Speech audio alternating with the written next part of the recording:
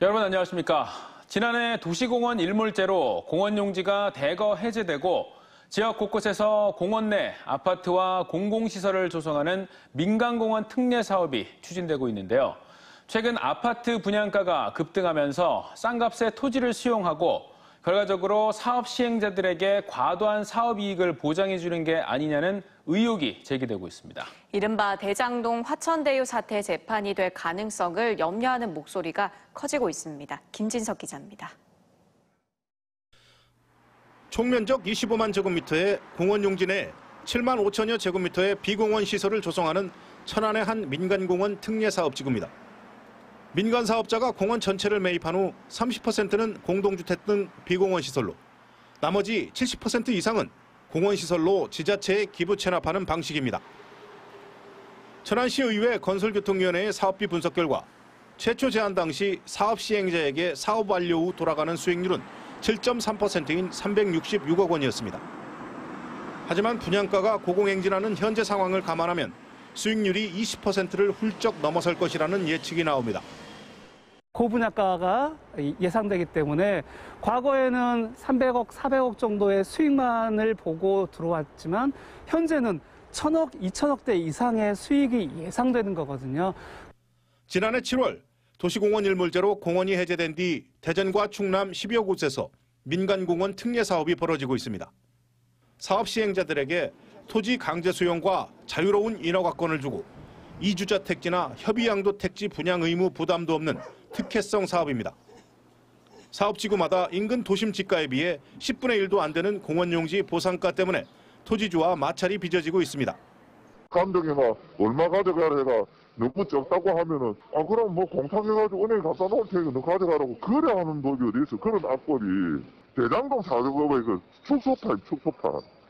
이 때문에 아파트 분양가가 고공행진을 하는 요즘 공원 용지를 도심에 비해 훨씬 낮은 가격으로 확보해 막대한 개발 이익을 창출할 거라는 전망입니다. 수익금의 일부를 사회에 공공에 기여하는 그러한 시스템이 필요하고요. 예를 들면 주민복지시설이라든지 시민을 위한 공간, 그런 시스템이 필요하다고 생각합니다. 민간공원 특례 사업이 제2의 화천대유 사태의 재판이 되지 않도록 제도적 보완책 마련이 시급해 보입니다.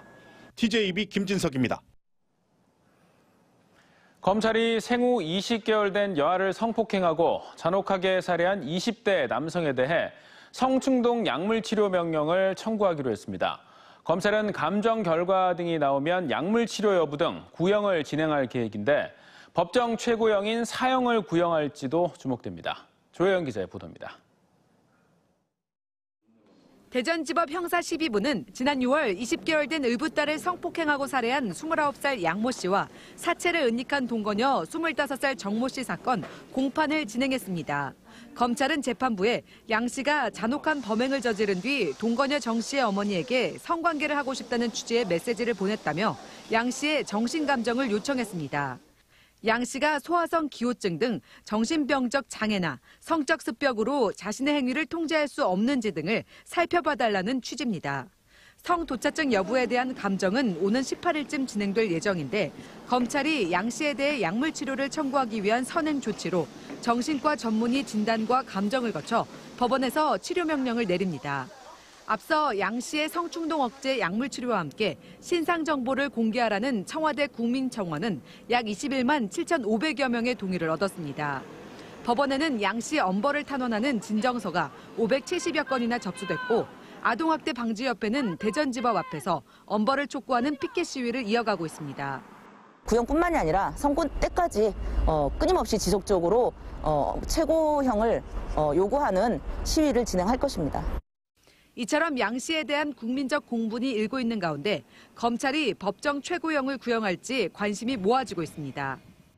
재판부는 이달 말 양 씨의 감정 결과를 받는 대로 다음 달 결심 공판을 진행할 예정입니다. TJB 조혜원입니다.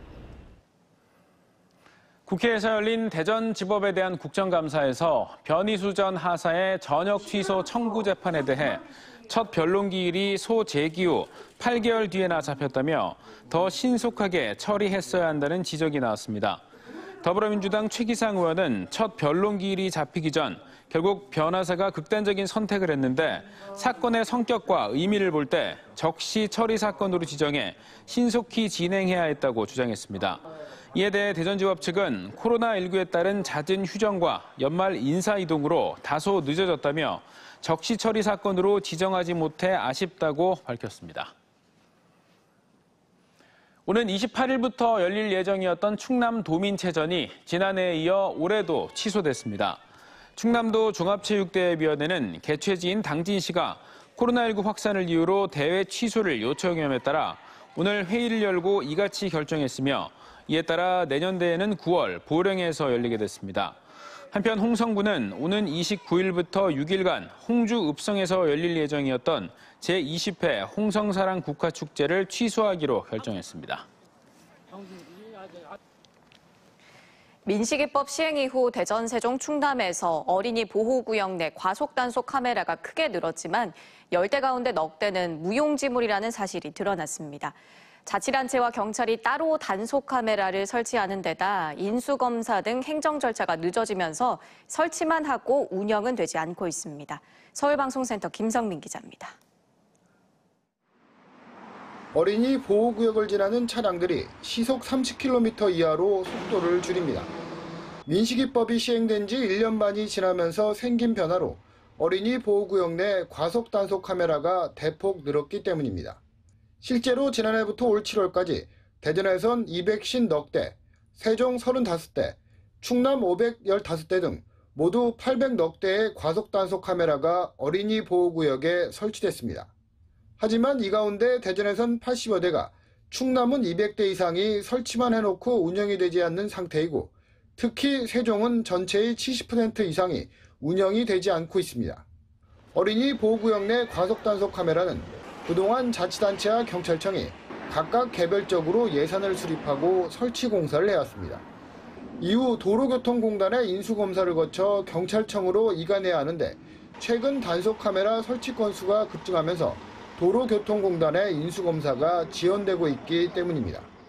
몇백 개인데 그 한 곳을 시간을 두고서 봐야지만 이게 검사가 끝나는 거거든요. 하루에 할 수 있는 게 몇 개서밖에 안 되기 때문에 이게 물량 자체가 되게 많이 들어가게 돼요. 내년에도 어린이 보호구역 내 단속 카메라 설치가 대폭 확충될 예정인데 당분간 이 같은 상황이 이어질 것으로 보입니다. 이런 가운데 지난해 대전 지역 어린이 보호구역 내 어린이 교통사고는 26건으로 오히려 5건 더 늘어나는 등 지역의 어린이 안전은 여전히 위협받고 있습니다.